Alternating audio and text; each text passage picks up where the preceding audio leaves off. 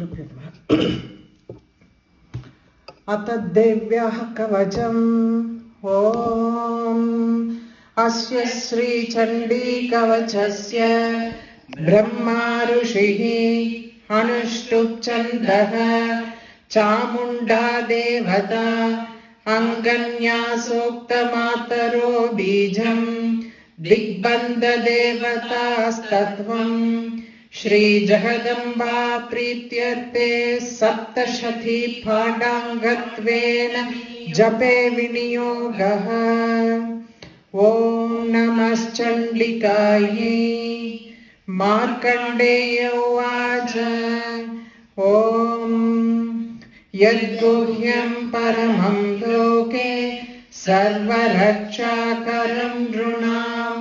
यन्न कस्यचिदाख्यातं तन्मे ब्रूहि पितामह। ब्रह्मोवाच अस्ति गुह्यतमं विप्र सर्वभूतोपकारकं देव्यास्तु कवचं पुण्यं तच्छृणुष्व महामुने। प्रथमं शैलपुत्री च द्वितीयं ब्रह्मचारिणी तृतीयं चन्द्रघण्टेति कूष्माण्डेति चतुर्थकं पञ्चमं स्कन्दमादेति षष्ठं कात्यायनीति च सप्तमं कालरात्रीति महागौरीति चाष्टमम् नवमं सिद्धिदात्री च नवदुर्गाः प्रकीर्तिताः। उक्तान्येतानि नामानि ब्रह्मणैव महात्मना अग्निना दह्यमानस्तु शत्रुमध्ये गतो रणे विषमे दुर्गमे चैव भयार्ताः शरणं गताः न तेषां जायते किञ्चिदशुभं रणसङ्कटे नापदं तस्य पश्यामि शोकदुःखभयं नहि यैस्तु भक्त्या स्मृता नूनं तेषां वृद्धिः प्रजायते ये त्वां स्मरन्ति देवेशि रक्षसे तान्न संशयः। प्रेतसंस्थातु चामुण्डा वाराही महिषासना ऐन्द्री गजसमारूढा वैष्णवी गरुडासना माहेश्वरी वृषारूढा कौमारी शिखिवाहना लक्ष्मीः पद्मासना देवी पद्महस्ता हरिप्रिया श्वेतरूपधरा देवी ईश्वरी वृषवाहना ब्राह्मी हंससमारूढा सर्वाभरणभूषिता इत्येता मातरः सर्वाः सर्वयोगसमन्विताः नानाभरणशोभाढ्या नानारत्नोपशोभिताः दृश्यन्ते रथमारूढा देव्यः क्रोधसमाकुलाः शङ्खं चक्रं गदां शक्तिं हलं च मुसलायुधम् केटकं तोमरं चैव परशुं पाशमेव च कुन्तायुधं त्रिशूलं च शार्ङ्गमायुधमुत्तमम् दैत्यानां देहनाशाय भक्तानामभयाय च धारयन्त्यायुधानीतं देवानां च हिताय वै नमस्तेस्तु महारौद्रे महाघोरपराक्रमे महाबले महोत्साहे महाभयविनाशिनी त्राहि मां देवि दुष्प्रेक्ष्ये शत्रूणां भयवर्धिनि प्राच्यां रक्षतु मामैन्द्री आग्नेयामग्निदेवता दक्षिणेवतु वाराहि नैऋत्यां खड्गधारिणी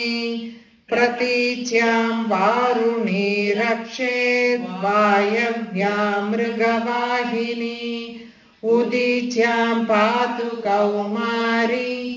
ऐशान्यां शूलधारिणी ऊर्ध्वं ब्रह्माणि मे रक्षेदधस्ताद्वैष्णवी तथा एवं दश दिशो रक्षेत् चामुण्डा शववाहना जया मे चाग्रतः पातु विजया पातु पृष्ठतः अजिता वामपार्श्वे तु दक्षिणे चापराजिता शिखामुद्योतिनी रक्षेधुमा मूर्ध्नि व्यवस्थिता मालाधरी ललाटे च भ्रुवौ रक्षेद्यशस्विनी त्रिनेत्रा च भ्रुवोर्मध्ये यमघण्टा च नासिके शङ्किनी चक्षुषोर्मध्ये श्रोत्रयोर्द्वारवासिनी कपोलौ कालिका रक्षेत् कर्णमूले तु शाङ्करी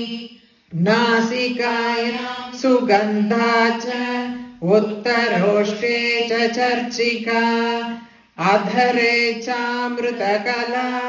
जिह्वायां च सरस्वती दन्तान् रक्षतु कौमारी कण्ठदेशे तु चण्डिका घण्टिकां चित्रघण्टा च महामाया च तालुके कामाक्षी चिबुकं रक्षेद् वाचं मे सर्वमङ्गला ग्रीवायां भद्रकाली च पृष्ठवंशे धनुर्धरी नीलग्रीवा बहिर्कण्ठे नलिकां नलकूभरी स्कन्धयोर्खड्गिनी रक्षेत् बाहू मे वज्रधारिणी हस्तयोर्दण्डिनी रक्षेदम्बिका चाङ्गुलीषु च नखाञ्चूलेश्वरी रक्षेत् कुक्षौ रक्षेत् कुलेश्वरी स्तनौ रक्षेन्महादेवी मनःशोकविनाशिनी हृदये ललिता देवी उदरे शूलधारिणी नाभौ च कामिनी रक्षेत् गुह्यं गुह्येश्वरी तथा पूतना कामिका योनि गुदे महिषवाहिनी कट्यां भगवती रक्षेत् जानुनी विन्ध्यवासिनी जङ्घे महाबला रक्षेत् सर्वकामप्रदायिनी गुल्फयोर्नारसिंही च पादपृष्ठे तु तैजसी पादाङ्गुलीषु श्रीरक्षेत् पादादस्थलवासिनी नखान्दंष्ट्राकराळी च केशांश्चैवोर्ध्वकेशिनी रोमकूपेषु कौभेरी त्वचं वागीश्वरी तथा रक्तमज्जावसा मांसान्यस्ति मेदांसि पार्वती अन्त्राणि कालरात्रिश्च पित्तं च मुकुटेश्वरी पद्मावती पद्मकोशे कफे चूडामणिस्तथा ज्वालामुखी नखज्वालामभेद्या सर्वसन्धिषु शुक्रं शोणितं ब्रह्माणि मे रक्षेत् छायां छत्रेश्वरी तथा अहङ्कारं कर्मणो बुद्धिं रक्षेन्मे धर्मदारिणी प्राणापानौ तथा व्यानमुदानं च समानकम् वज्रहस्ता च मे रक्षेत् प्राणं कल्याणशोभना रसे रूपे च गन्धे च शब्दे स्पर्शे च योगिनी सत्वं रजस्तमश्चैव रक्षेन्नारायणी सदा आयु रक्षतु वाराही धर्मं रक्षतु वैष्णवी यशः कीर्तिं च लक्ष्मीं च धनं विद्यां च चक्रिणी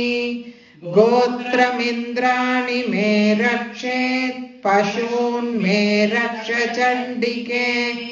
पुत्रान् रक्षेन्महालक्ष्मीर्भर्तां रक्षतु भैरवी पन्तानं सुपदा रक्षेन् मार्गं क्षेमकरी तथा राजद्वारे महालक्ष्मीर्विजया सर्वतः स्थिता रक्षाहीनं तु यत्स्थानं वर्जितं कवचेन तु तत्सर्वं रक्ष मे देवी जयन्ती पापनाशिनी पदमेकं न गच्छेतु यदि चेच्छुभमात्मनः कवचेनावृतो नित्यं यत्र यत्रैव गच्छति तत्र तत्रार्थलाभश्च विजयः सार्वकामिकः यं यं चिन्तयते कामं तं तं प्राप्नोति निश्चितम् परमैश्वर्यमतुलं प्राप्स्यते भूतले पुमान् निर्भयो जायते मर्त्यः सङ्ग्रामेष्वपराजितः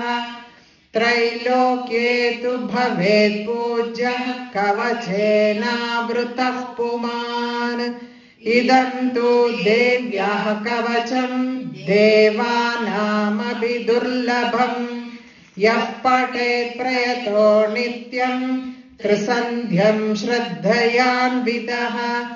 दैवी कला भवेत् तस्य त्रैलोक्येष्वपराजितः जीवेत् वर्षशतं साघ्रमपमृत्यु विवर्जितः नश्यन्ति व्याधयः सर्वे लूता विस्फोटकादयः